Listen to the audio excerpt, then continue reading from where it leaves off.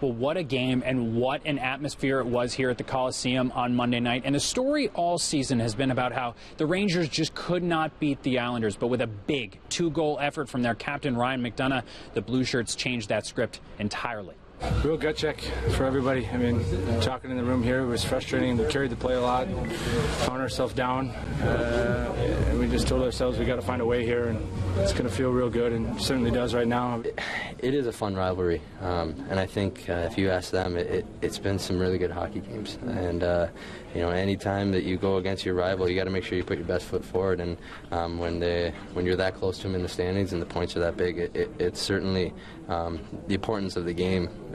Certainly drives up the intensity of the game. We had leads and we didn't do a good enough job protecting them. We just weren't hard enough in some areas. You know, we just got to be harder on the puck, and you know, when we're doing that, it led to good things. We did that for parts of the game. You know, that's when it led to getting opportunities and obviously getting some results. So, you know, obviously we didn't do enough of that later in the game. And I'm joined now by Pat Leonard of the New York Daily News. Pat, the atmosphere at the Coliseum in this game was incredible. It was unbelievable. This wasn't just a great hockey game, maybe one of the best games of the NHL season between two teams.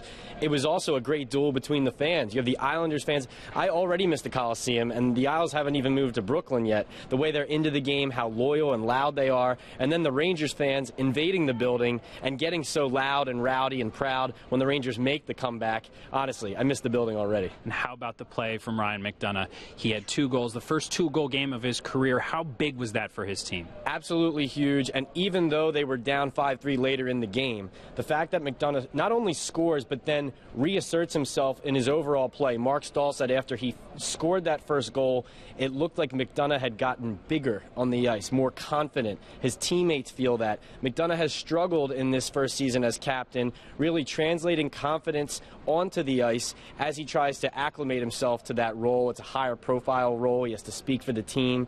But now you see his play in such a big game. He puts the team on his shoulders, at least early on, when, as you know, could have been 5-0 in the first period. Thankfully, Talbot recovers from that early mistake, and McDonagh plays one of his best games of the year. Pat, thanks so much. Thanks, Doug. Back to you. After scoring just 4 goals in their first 3 losses to the Islanders, the Blue Shirts peppered Yaroslav Halak on Monday night. These teams will meet for the final time for the regular season, at least, on March 10th, back at the Coliseum.